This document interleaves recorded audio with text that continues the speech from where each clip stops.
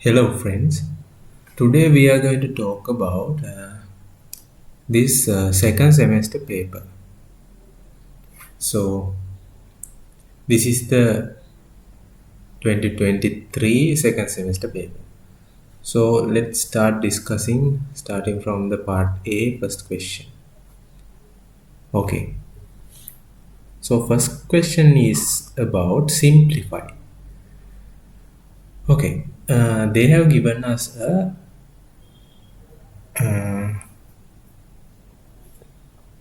statement that a minus inside the bracket minus b. Okay, when we are doing this kind of question, we have to remember a rule. We have heard about BODMAS, right? So first thing is brackets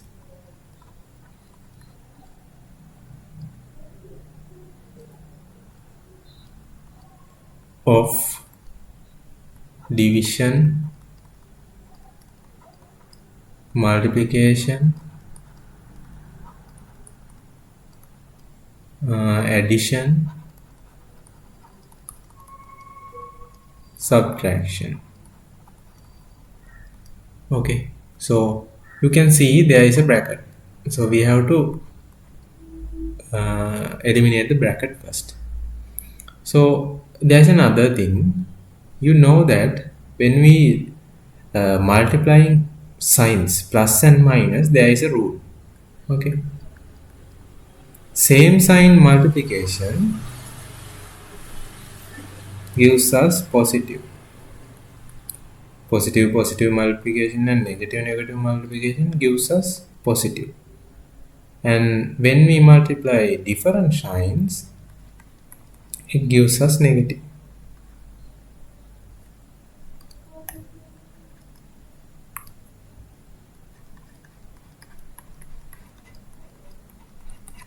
Okay.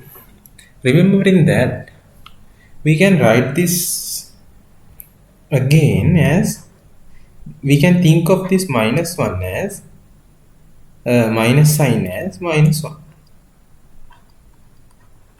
Okay, you can see now we can write it like this.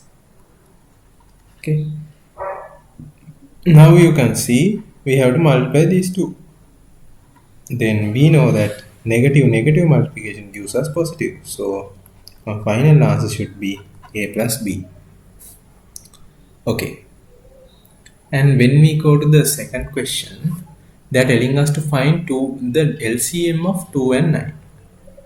You know that we are finding LCM like this. We write the two numbers and divide these by the prime numbers.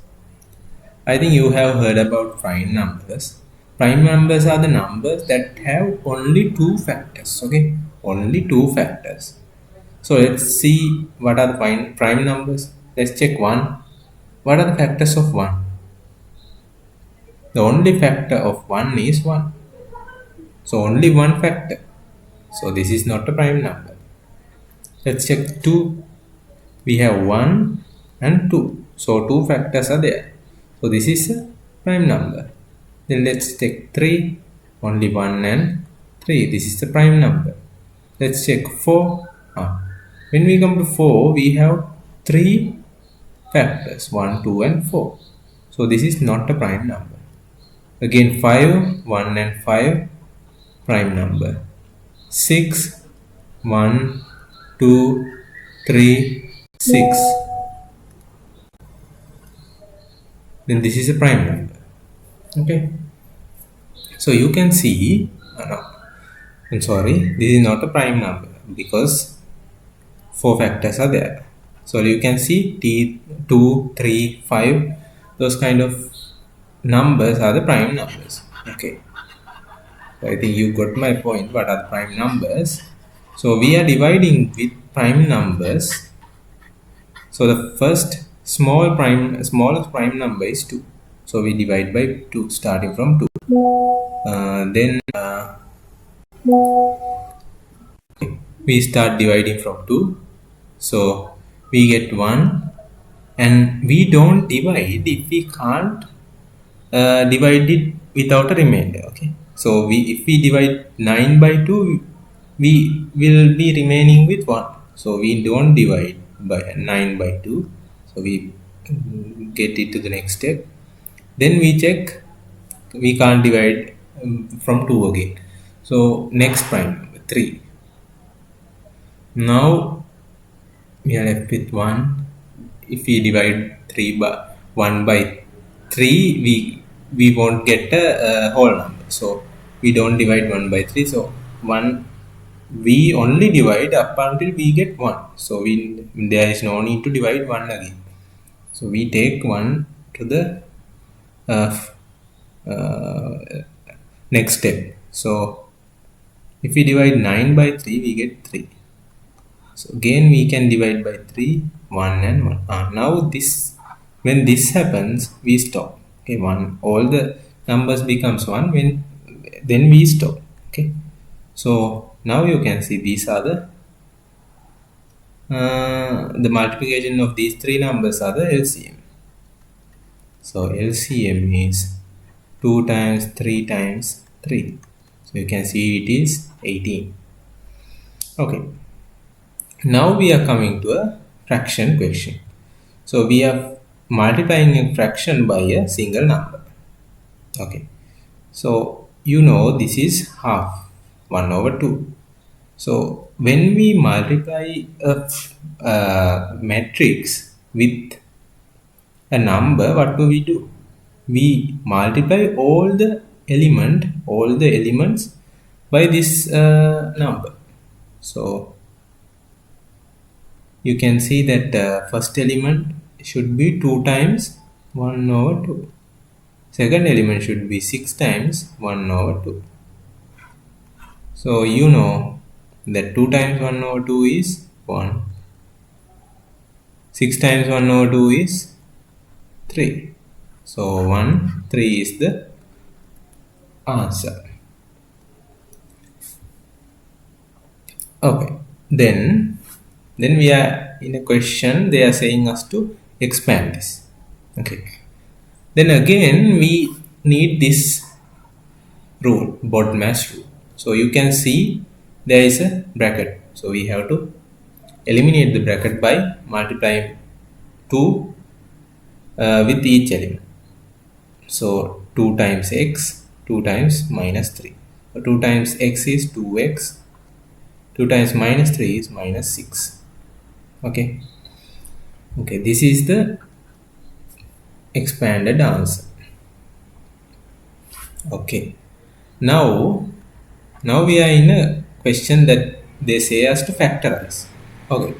So if you see something like this, we can factorize it as a minus b, a plus b. This is a standard step. So if we see something like this, we can write it like this.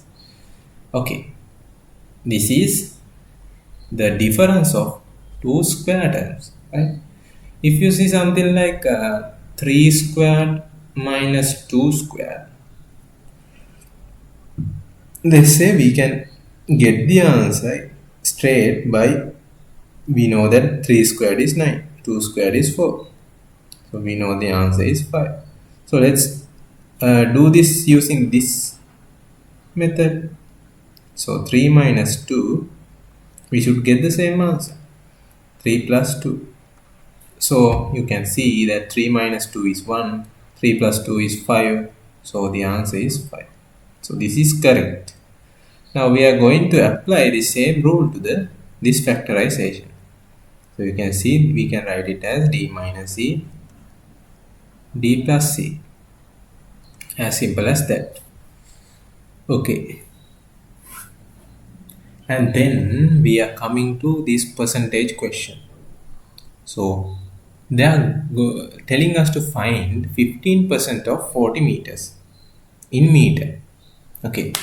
So when you see a fraction, a percentage like this, you can interpret it as 15% mean that this sign means we can write it as 15 out of 100. Okay, so 15% means, always remember this, 15% means it is 15 out of 100. If we take it as a fraction, it means 15 out of 100. Okay, so we have to find 15 out of 100 of this 40 meters. So this statement, we write it again. So 15 out of 100, we can write 15% as 15 out of 100. And you know of is multiplication of 40 meters. Okay, now our answer is, we have to simplify this now. So these two cancels out. So now we can multiply 15 times 4 is 60 over 10. Simplifying over again. Answer is 6 meters.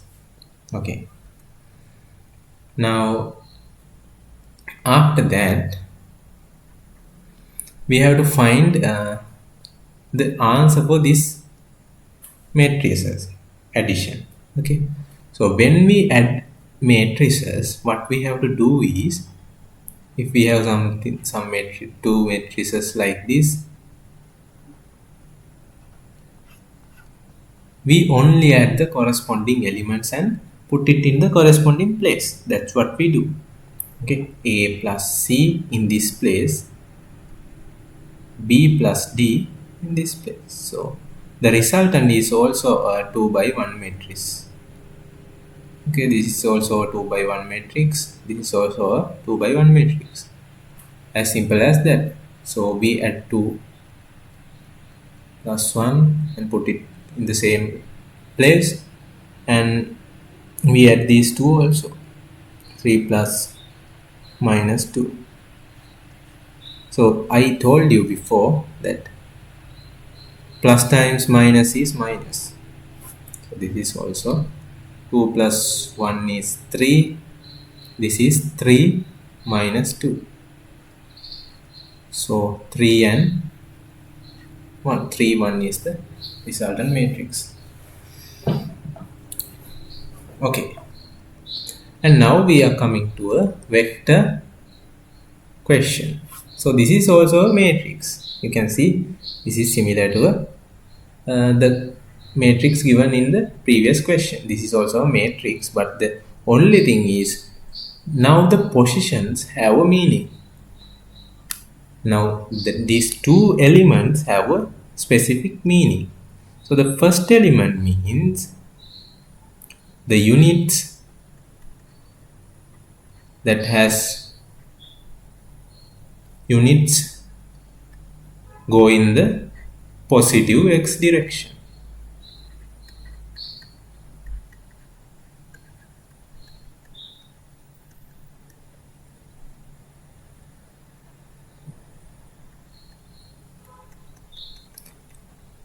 And the second place number means units go in the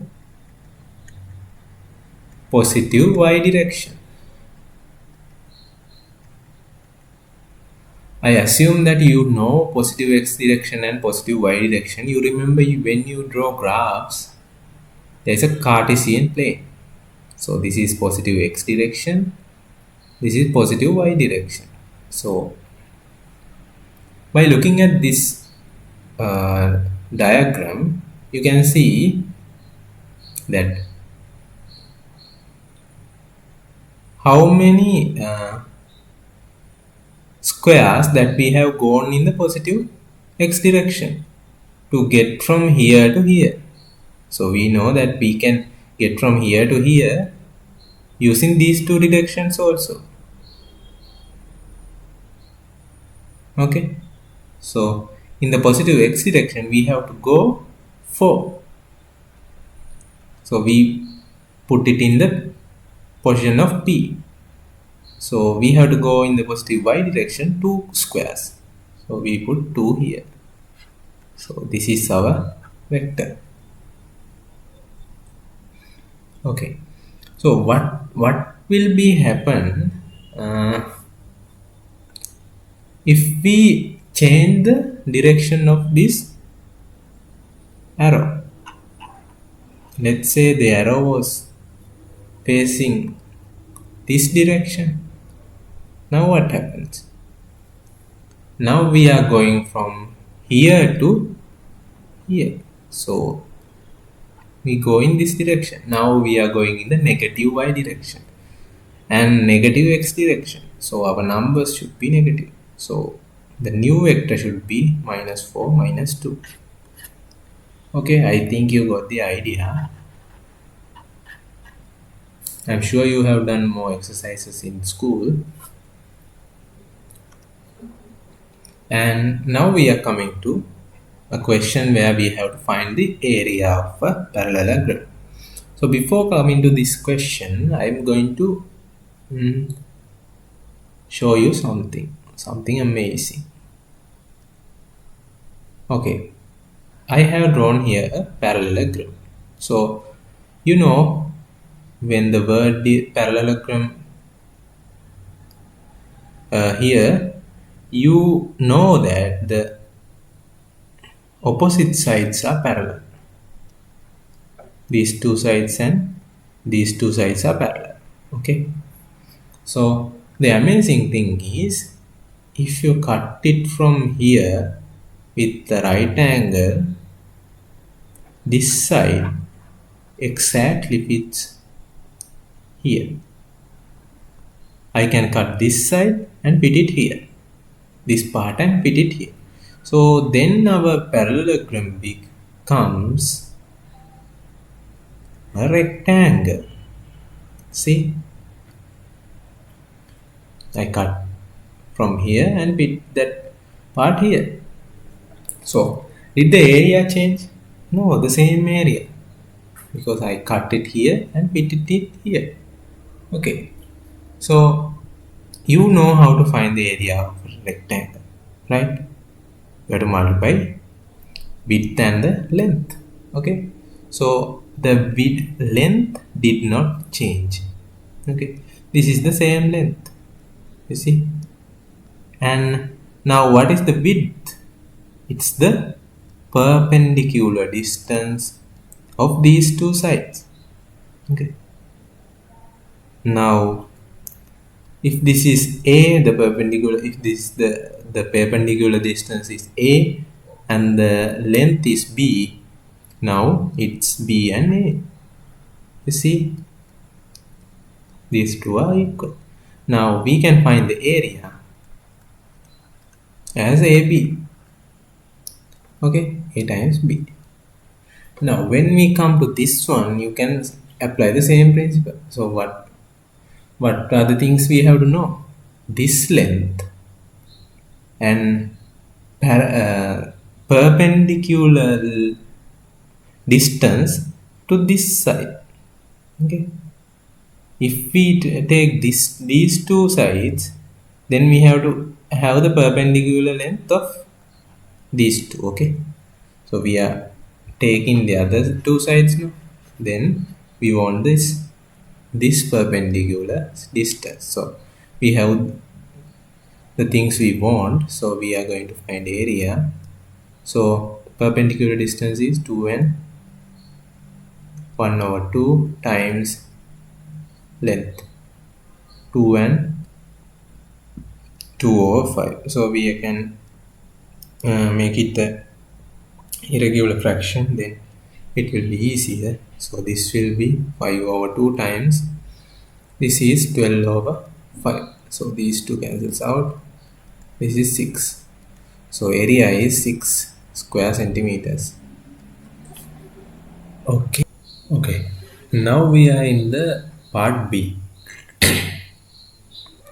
Okay, first question is, find the percentage markup of an item if the buying in price is 15 pounds and the markup is 3 pounds. Okay, this is buying in value.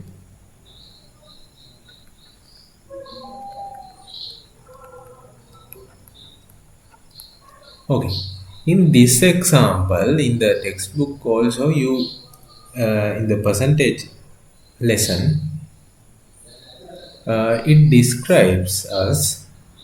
We have to imagine some person, retailer. What does this person do? He buys goods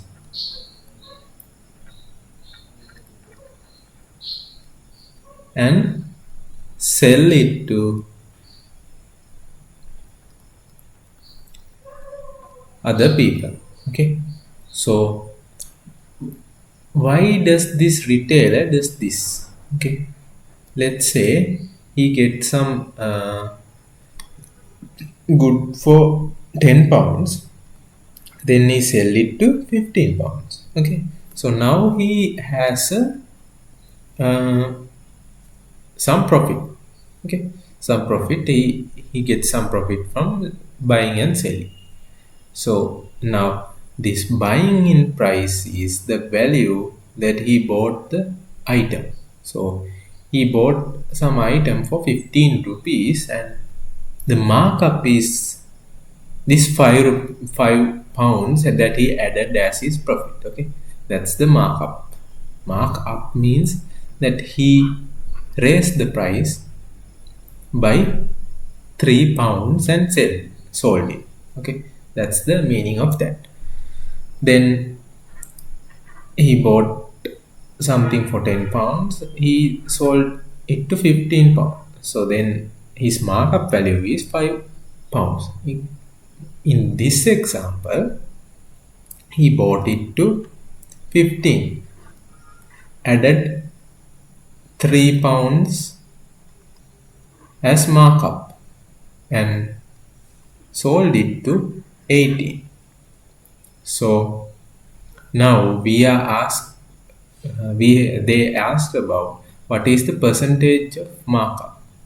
Okay, we can get the percentage markup by multiplying the fraction of markup with the buying in price. Okay, so 3 pounds out of 15 pounds is the buying in price, this is the markup, times 100, and we get the percentage value. This is the buying in this is the markup, this is the buying in value,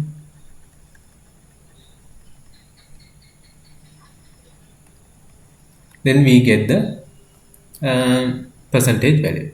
So we can simplify this. So we get 20%. Okay, then they are telling us to find the volume of a cylinder. Take pi value as 22/7. So when we are finding the volume of prismatic solids means if some solid has constant or the same cross section all over the solid, then it is called a we can call it a prismatic solid. So this type of solid, we can find the volume. We can even draw something like this. So you can find that throughout the solid, the cross section is similar. So we can find the volume of this if we know the area of the cross section and the height of this. So if I take the area of cross section as A, height as h, then volume would be A times h. Similar to this one also. You know that this is a cylinder. That means uniform cross section. Okay. So same cross section is a circle. So if we can find the cross section of this, the area of this cross section, it's A. So we can get A area of the cross section.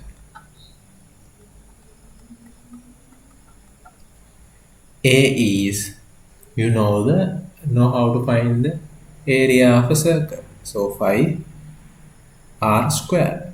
R means the radius. So pi value is 22 over 7 times the radius is x. So x squared. This is our area of the cross section. Now we know they have given us the height also. So we can find volume as A times h. This is h. This is A. So 22 over 7x squared times 7x is the volume. So we can cancel out 7. Sorry, that this is 7x, not x squared. So now we are left with 22x cube. So this is the volume of the cylinder. Okay, now the third question, find the value of the below given the expression using factorization. Factorization. We have talked about this earlier. So if we saw something like this, a squared minus b squared, we can expand it, a minus b, or factorize it, a minus b times a plus b. This is something similar. So we can get it as 20.5 minus 10.5 times 20.5 plus 10.5. Okay, similar. Now we can find the answer easily now. So this is 10 and this is 30 plus 1, 31. So you can find the answer easily, 310. Okay. Now, in the fourth question, give the gradient and y-intercept of the line with the equation this. Okay. So, you all know the general equation of a straight line. So, this is the general equation of a straight line. Y equals mx plus c. So, this is this kind of straight line general equation. Okay, so what is the gradient here? This is the gradient. The value of m is the gradient and this is the y-intercept.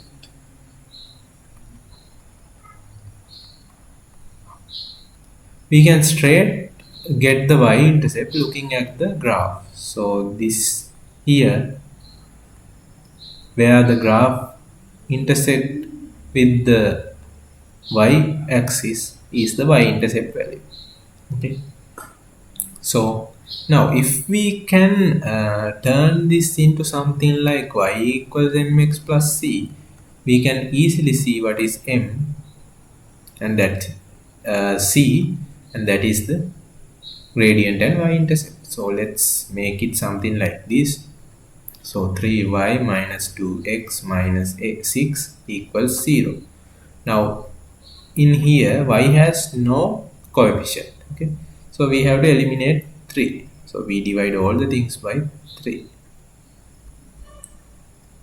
So this is y minus 2 over 3x minus 2 equals 0. So in the left hand side, there is only y. So we have to isolate y in the left hand side. So we take all the other things to the right hand side. So y equals, so when we take these to the other side, it will be multiplied by a negative 1. So 2 over 3x, so that it becomes, if it is negative in this side, it will become positive in the other side. if this is positive in this side, it will become negative in the other side. So these two are positive then. Then what is m? What is here like m? That's 2 over 3. So m is 2 over 3. That is the gradient. And what is like c? 2 is c. Y-intercept.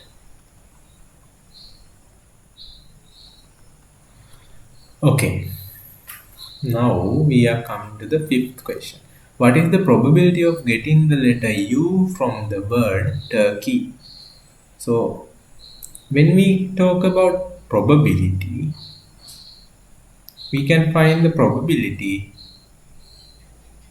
of a specific event by getting the all the possible number of events. Here the specific uh, value here. So all the possibilities, number of all the possibilities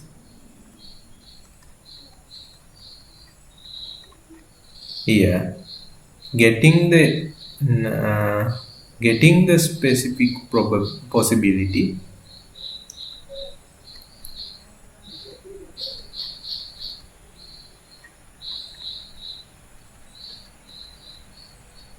here, number of getting the specific probability here. So we can get it like you can see that if we get some random letter from this word, you can get any of these. Okay, we have 6 letters. Any one of these can be found. So it can be D, it can be U, it can be R, it can be K, it can be E, it can be Y. So there are 6 possibilities. Now, how many Y's are there? How many Y's are there? So there is only, sorry, how many U's are there? There is only one U. So if we want to get U, you will get U 1 out of 6 times.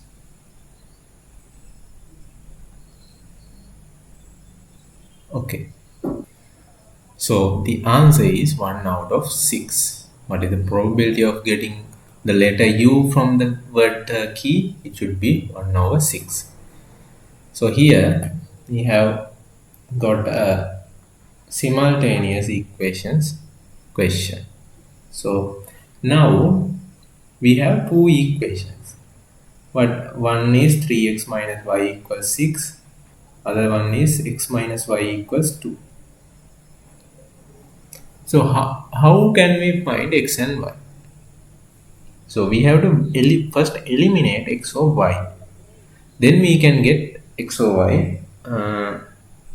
We can see if the only thing we can do here is adding or subtracting these two equations. That's the easiest thing we can do for simultaneous equation. So let's see. You can see that the coefficient of x is 3. Here 1.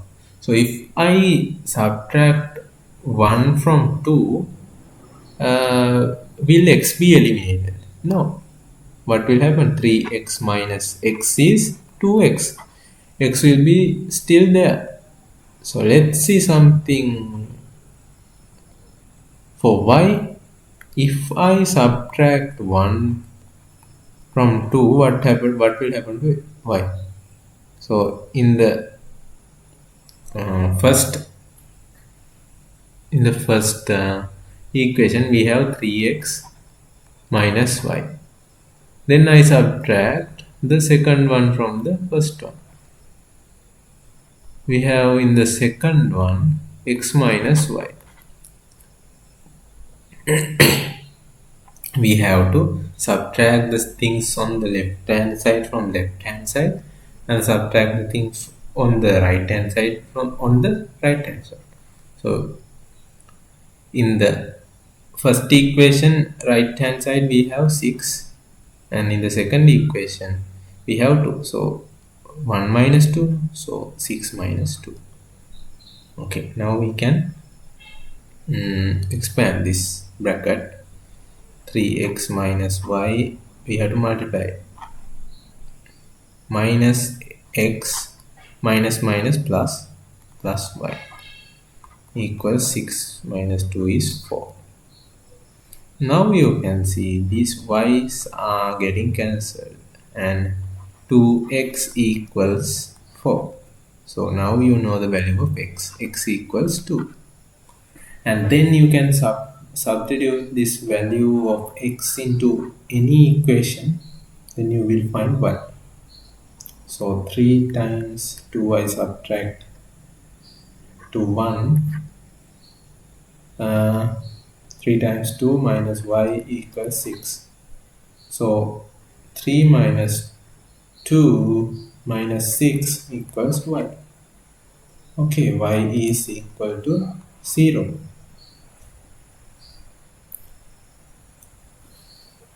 Y is equal to 0, x equals to 2. Okay, now in the 7th question, a wire is fixed from point B on a tree to the ground C. There's a wire. This is the wire. This is the wire. And point C is 10 meters away from point D. Find the height of the tree, BD length. Okay, BD length. So this is a trigonometry question. So we know that this length is 10 meters. We don't know the length of the wire. So we have to find the height of the tree. So I'll quickly remember the trigonometric ratios. Okay, always we take a right angle triangle and take either this angle or this angle as theta. I'll take this angle as theta. So relative to this angle, this is the opposite side.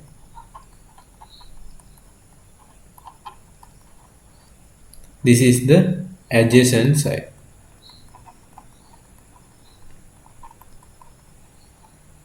This is the hypotenuse. Hypotenuse is the largest side of the right angle triangle. And the trigonometric equations, trigonometric ratios would be, we can take sine theta as opposite side over hypotenuse, and cos theta as adjacent side over hypotenuse, and tan theta as opposite side over adjacent side.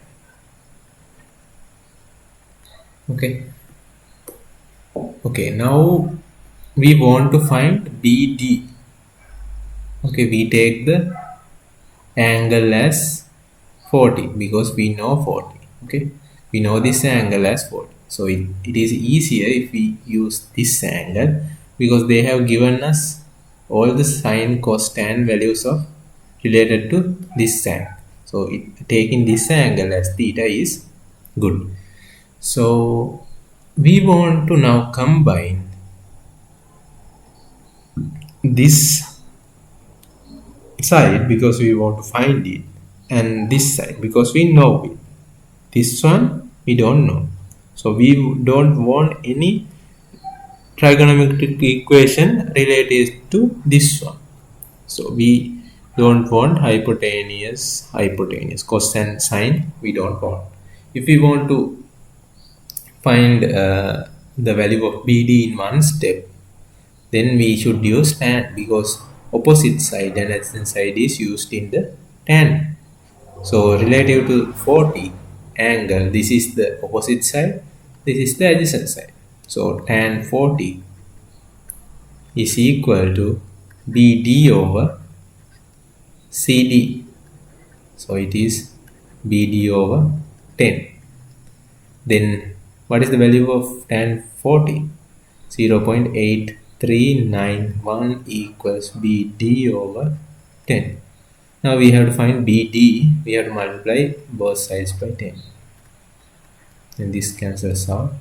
BD equals 8.391 meters. Okay.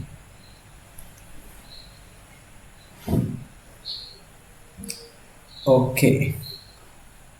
We come to the 8th question. Find ZY giving your answer as a rough estimate. Now this is a right angle triangle. So we know when it comes to right angle triangle, we can use trigonometric ratios, or otherwise we can use Pythagoras theorem. So we don't know any of these angle values. So then it is easier, and we know two sides. So then we have to find another side. This is the side we want to find. So it is easier if we use Pythagoras theorem.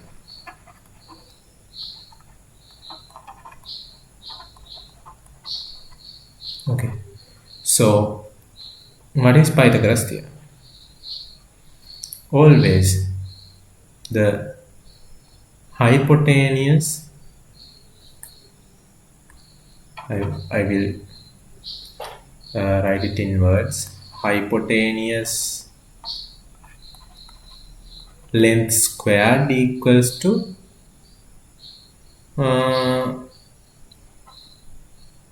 adjacent side squared plus opposite side. I am using the names that we have used in the trigonometric question. So we can write it as, no need to find it, write it as adjacent and opposite. Okay, you should know that this is the hypotenuse and these are the other two sides. So this one squared plus this one squared equal to hypotenuse squared. That is the thing I wanted to tell. So 10 squared equals, if I take this as theta, opposite is 7 squared, adjacent is zy squared. No need to write it like this, because it is easier to write using the letters xy squared, zy squared and zx squared. Okay, now we have to find zy squared. So I subtract 7 squared. Now these two cancels. Zy squared equals 10 squared minus 7 squared. So we know how to factorize this. 10 minus 7 times 10 plus 7. So this is 3 times 17. What is the answer for this? 3 times 7 is 21. 2. 3 times 1 is 3 plus 2, 5. So 51 is the answer. And then we comes to the 9th question. List out the elements in the following set. So we have to list out the elements of this set. The set of the letters of the word semester. The set of the letters of the word semester.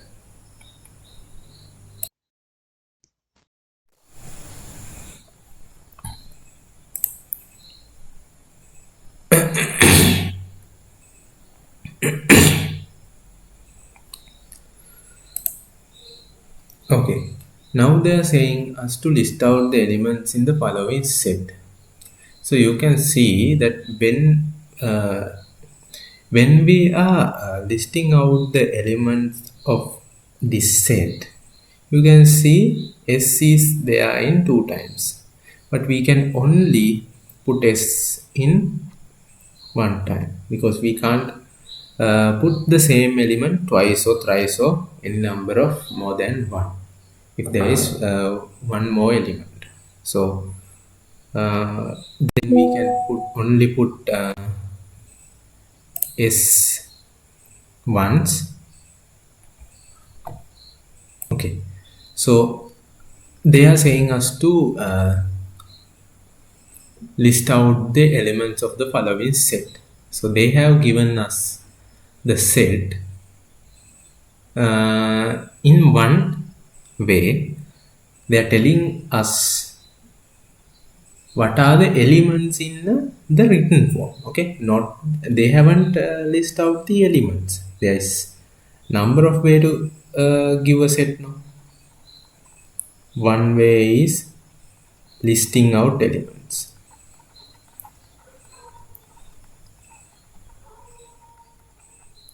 The other way is we can describe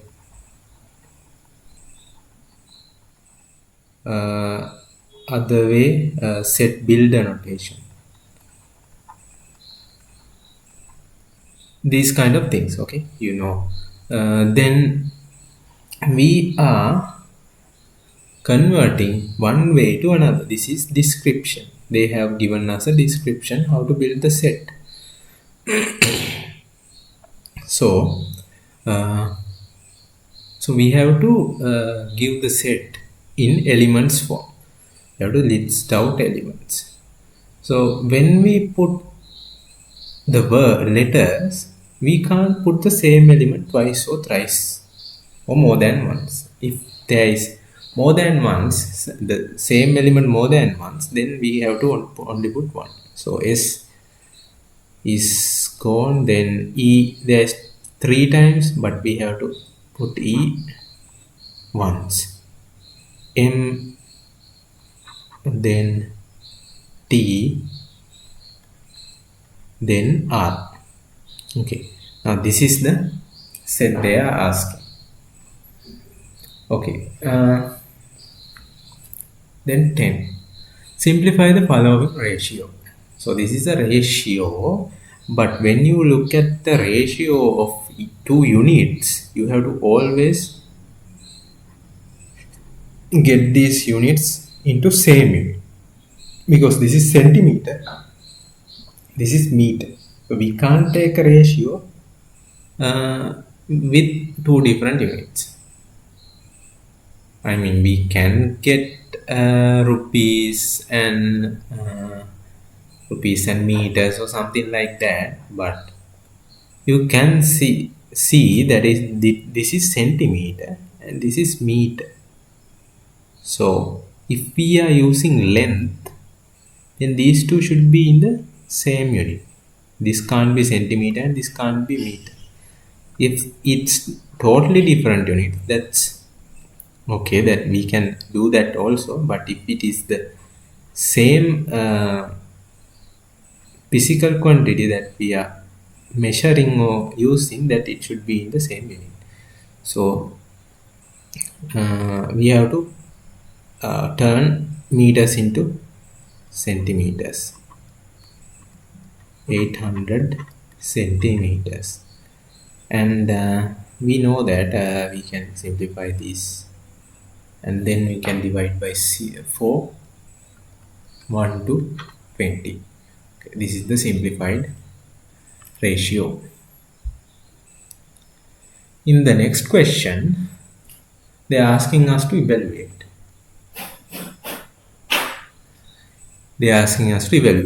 So in this one also we have to use the rule BODMAS.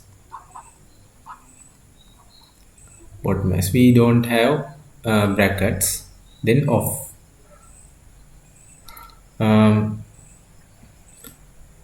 So there is no offs, Then division. So we do the division. This answer is 5 minus 4 times 2 plus 10. After that we are doing the multiplication. This, then 8, then addition. Add these two.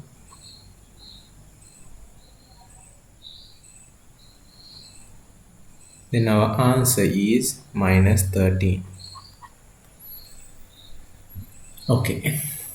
Then cost of 5 books is, in the 12th question, the cost of 5 books is 2400. Find the cost of 7 such books.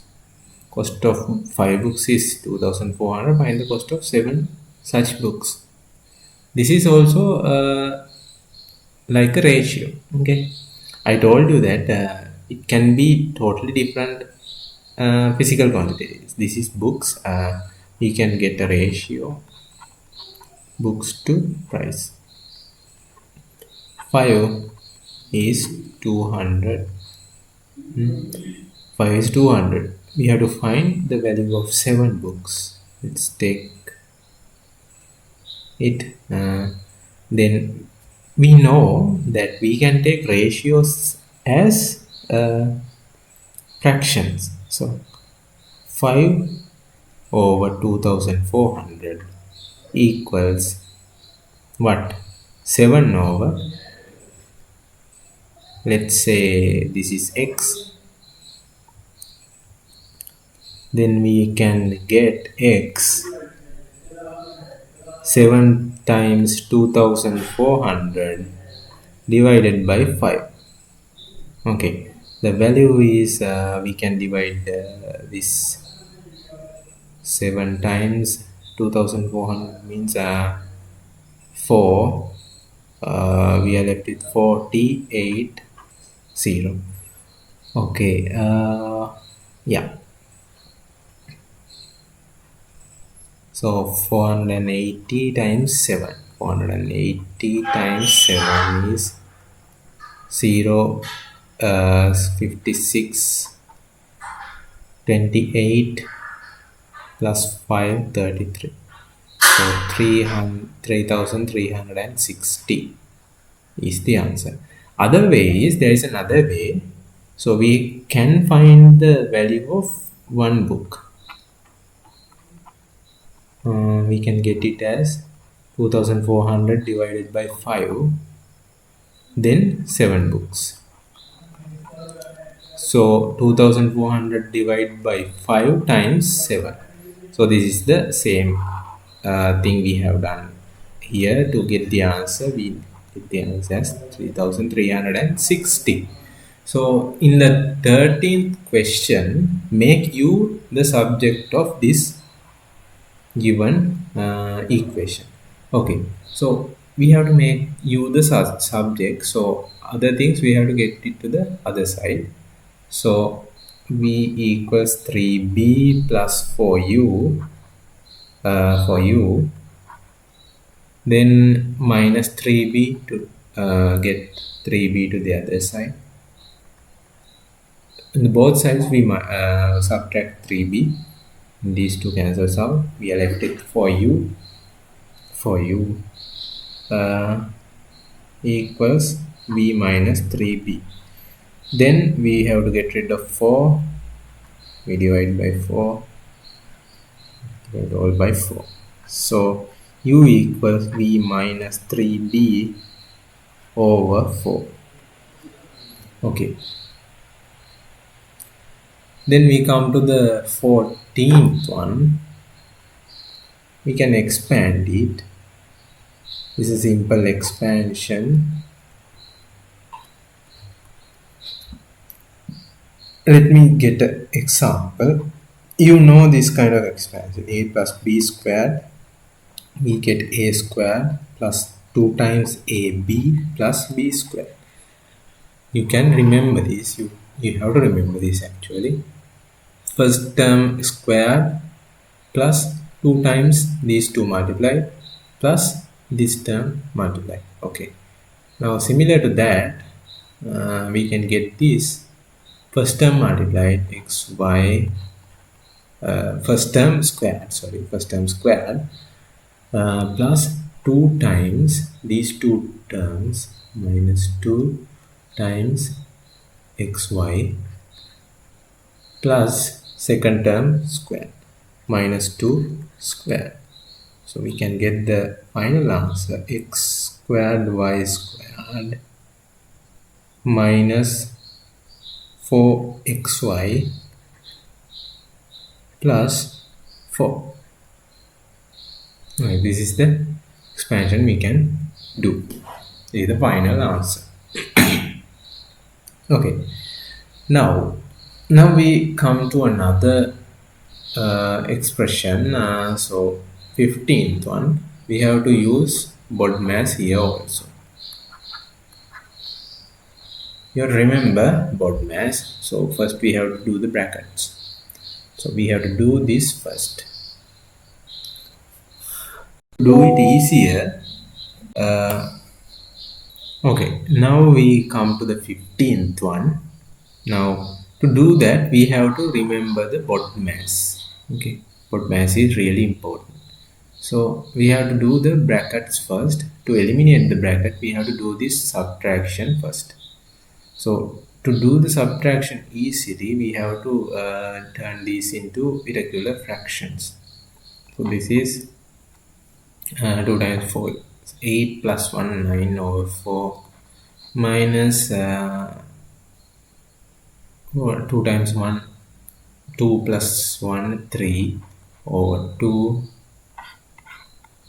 divided by 1 over 4. Okay, then we have to get the common denominator 4. 9 minus 6. So we have to multiply both of these by 2 to make the common denominator 4. Now divided by 1 over 4. Then 9 minus 6, we know 3 over 4 divided by 1 over 4. Okay, now what is the thing we do when we see something like this? If we divide two fractions, we turn it into multiplication by getting the upside down of this one, the second fraction. Okay, now you can multiply and cancel these two. We are left with 3.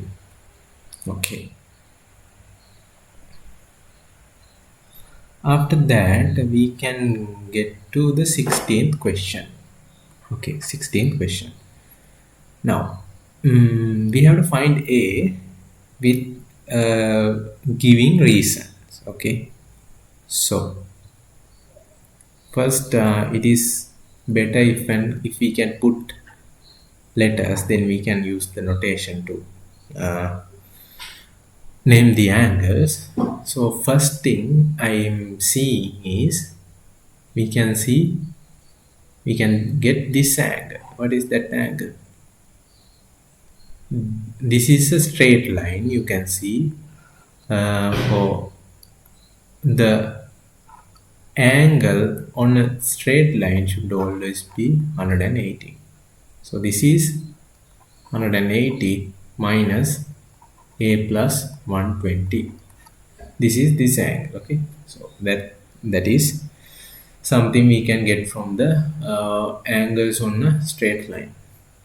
So we can get BAC equals 180 minus a plus 120. We can say angles on a straight line. That is enough. Okay, then we can simplify this if we like. Yeah, 60 minus a. Okay, now we know this is 60 minus a. Then we know this is a triangle. Then ABC is a triangle. Then we know 60 minus a plus 4a plus 20 plus a plus 60. I mean the sum of all the interior angles of the triangle should be equal to again 180.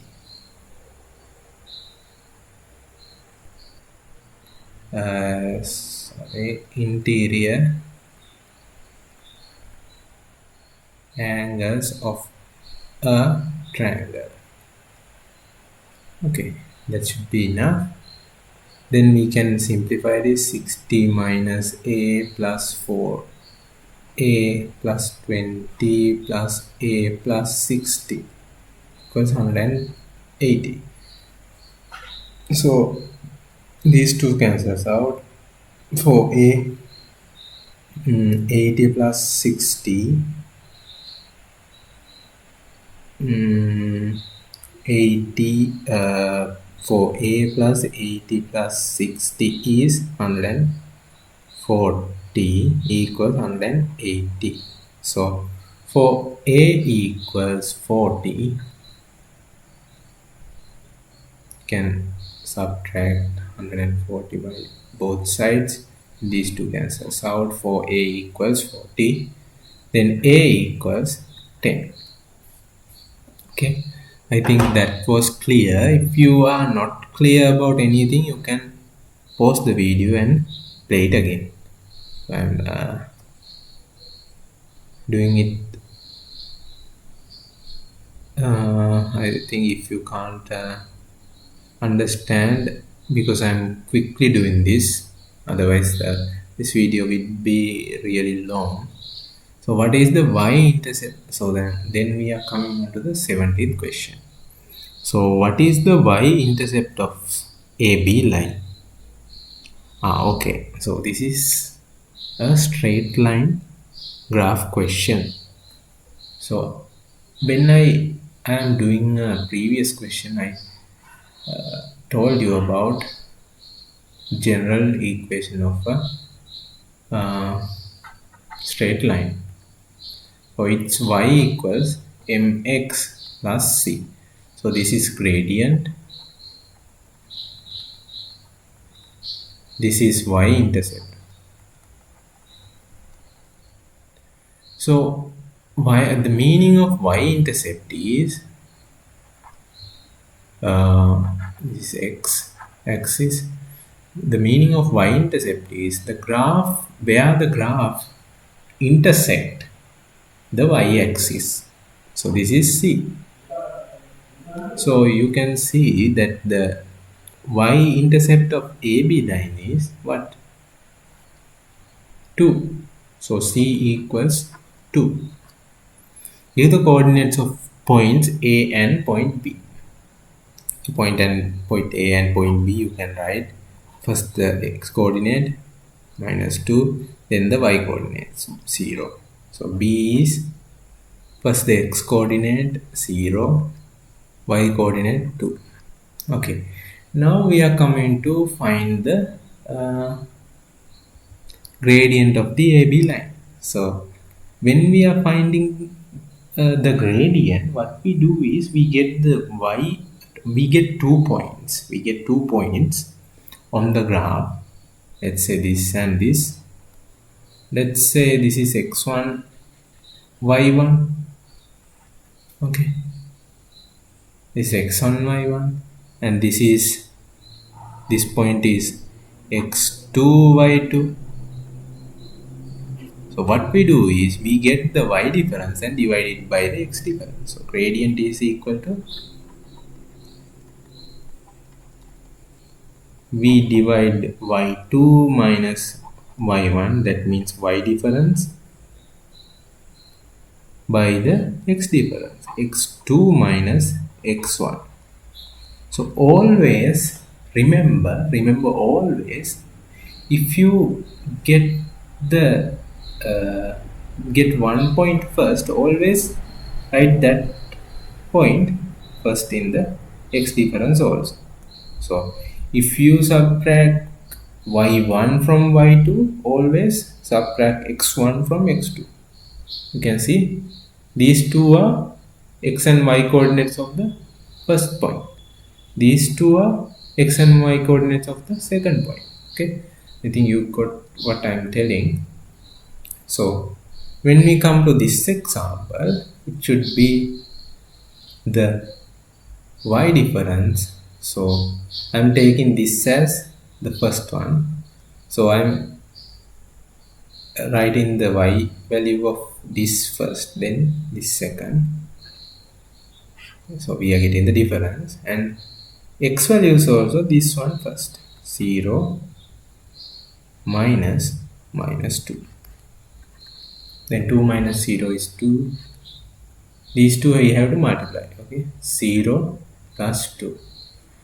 Then 2 over 2 equals 1. So the gradient, otherwise m, is equal to 1. So give the equation of the line. You know what is the equation of a line?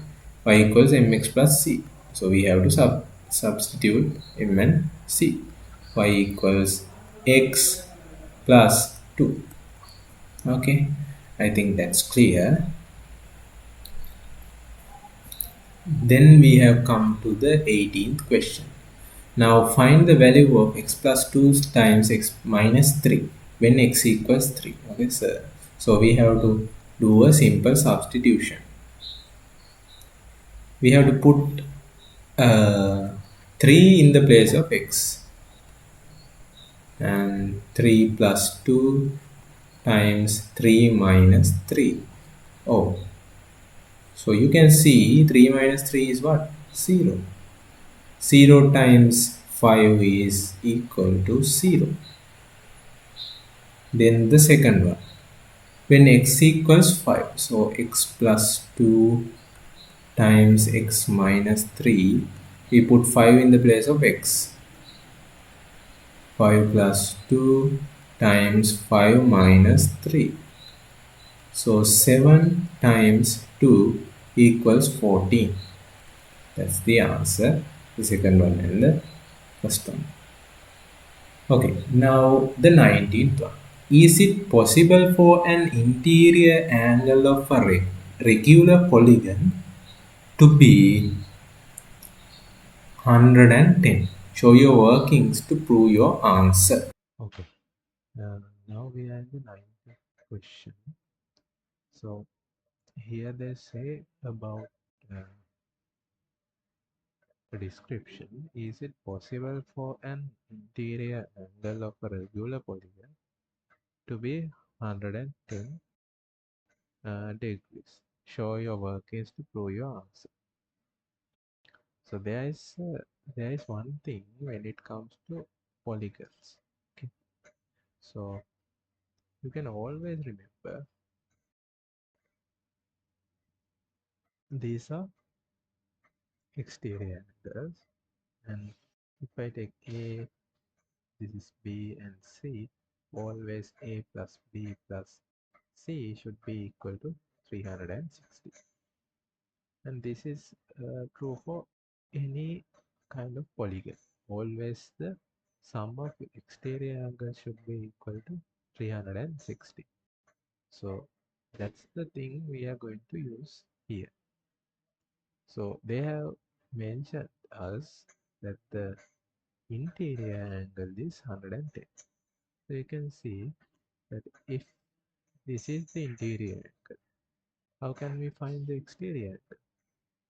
So exterior angle should be equal to 180 minus 110, because this is on a straight line. Okay, these two are adjacent angles, and this should give us 70. Then we know that all the sum of all the exterior angles should be equal to 360, whether how many sides are there. So if it is a regular polygon, in a regular polygon,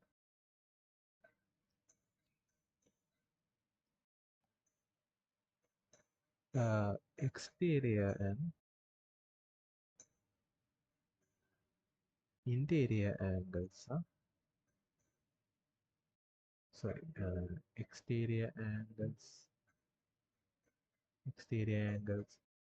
are equal and interior angles are equal. So in order for it to be a regular polygon, if we divide 360 by 70, we can get the how many sides are there. If we can get a whole number without a fraction or without a decimal point, if we can get a whole number for n, then we can say uh, it is possible for interior angle of regular polygon to be 110. So let's divide and see. So 36 divided by 7.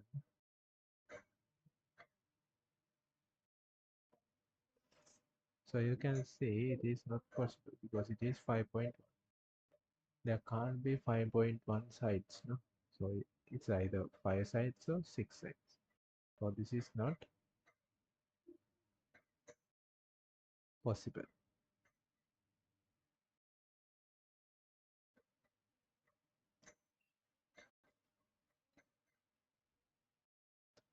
Okay, now we are coming to the C part. So this is a quadratic equation.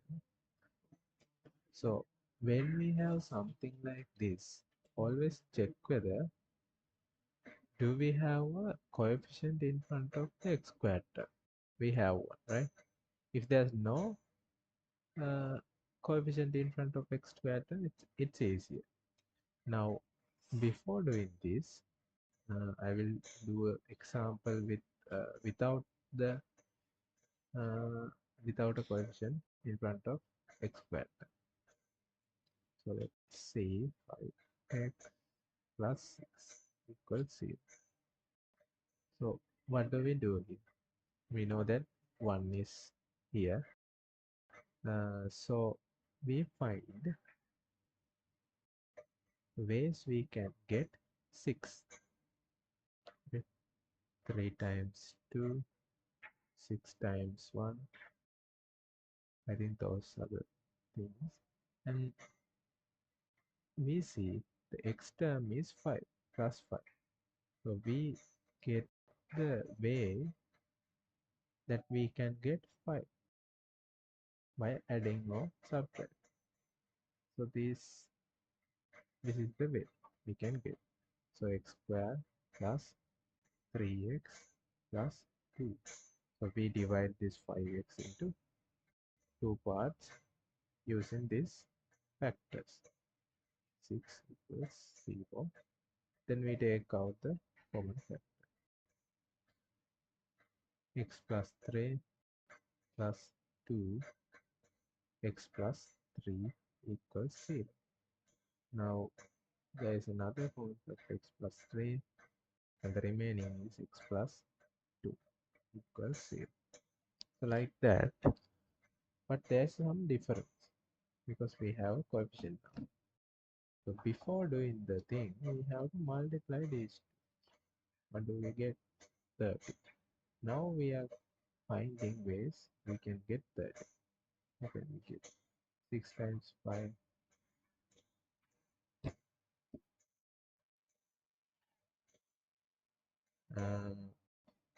11 times 1,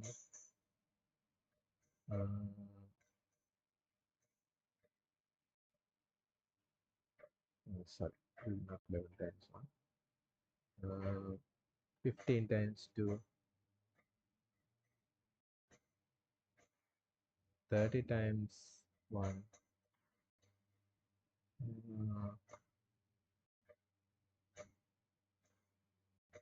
10 times 3.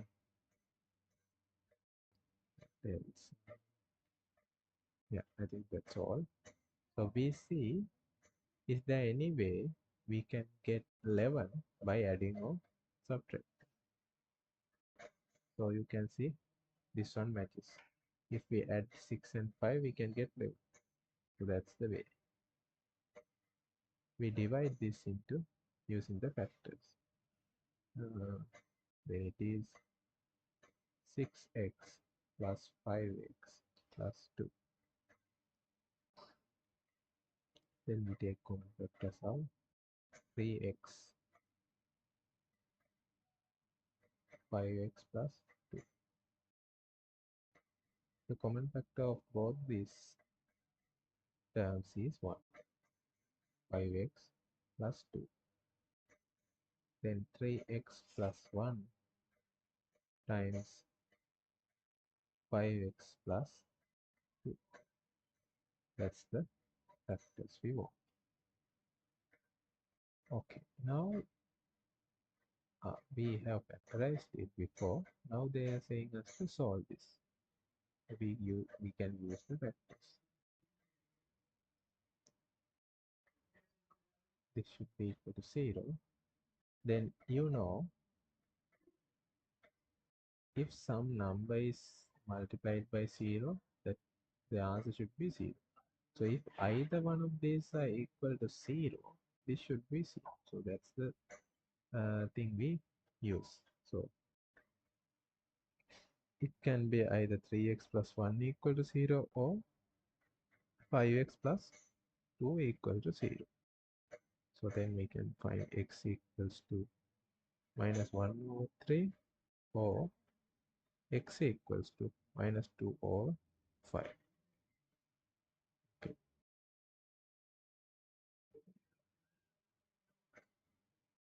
And now we are on the second question. One tin of canned fish is 600 rupees.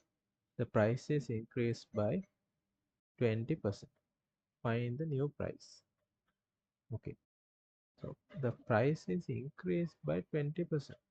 So the price now is 600. So we have to find the increase in price.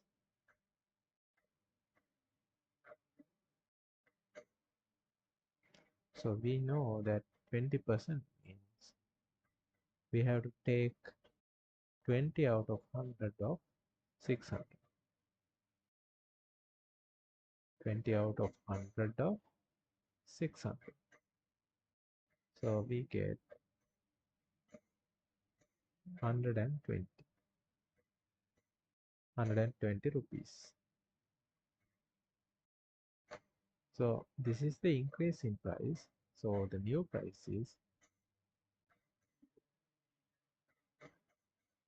600 plus 120 equals 720 rupees. Okay, what is the price of 10 such tins?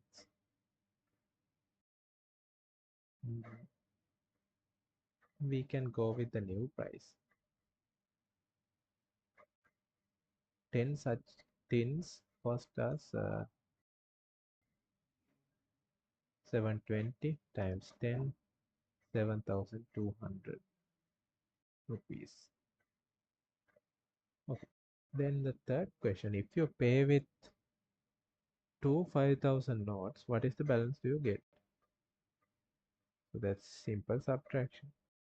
So 10,000 minus 7,200. 10 minus 2 is 8. 9 minus 7 is 2. So the balance you get is 2,800. Okay. Then third one, does 3, 5 lie on the graph with the equation of y equals 2x plus 9? So this is in the form of y equals mx plus c. This is a straight line. So how can we find if a point is lie on the graph or not? So if the point is on this graph, on this line, it should satisfy this equation. Okay. So if we substitute x or y value into our equation, it should give us the other value. Okay. If we plug x into the equation, we should get the y value of the point. So if we get plug y value of the point into the equation, we should get the x value. So let's check. I'm going to plug the x value, x equals 3. Then y equals 2 times 3 plus 9. So then it is 50. So we can't get the y value. Y value is not 15, it is 5. You can see this does not lie in the. So we can write our reason point does not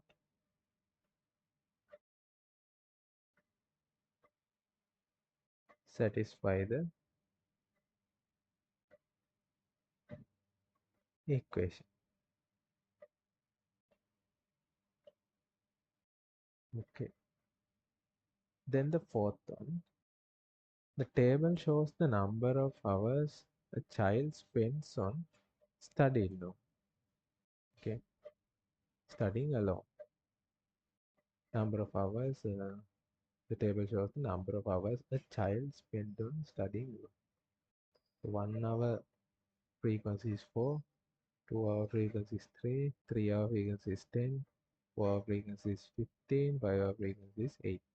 How many children were taken into the survey?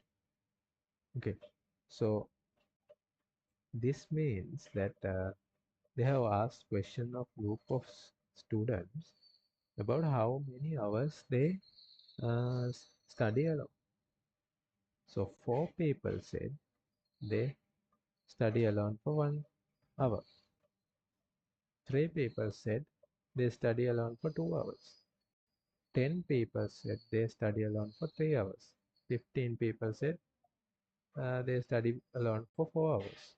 8 people said they study alone for 5 hours. So how many people are there? How many children were taken into the survey? So it should be the sum of this frequency. So 4 plus 3 plus 10 plus 15 plus 8. Then 17 plus 15 plus 8. So 7 plus 5 is 12. 12 plus 8 is 20. Then it is 40. So now they ask what is the mode? Mode is the number of hours that most of the students, most number of students spend studying. That is the mode. So what is the mode?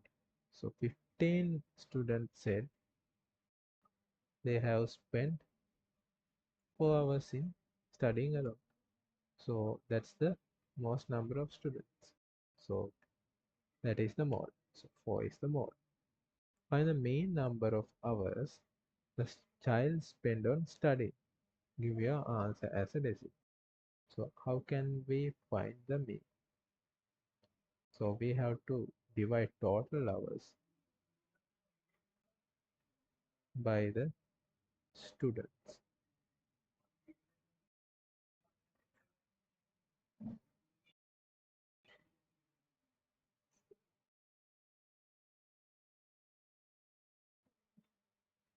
By the number of students. Okay. So we can find the total hours.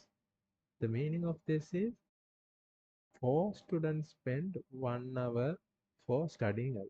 So that means we have to get the total of hours by multiplying these two. So 4 students spend 1 hour for studying. So that means 4 hours has spent. So 1 times 4 plus this means 2 hours uh, has used by 3 students. So that means total is for this one is 6 hours. 2 times 3. All these we have to multiply with the frequency. 3 times 10, 4 times 15, 5 times 8 over number of students.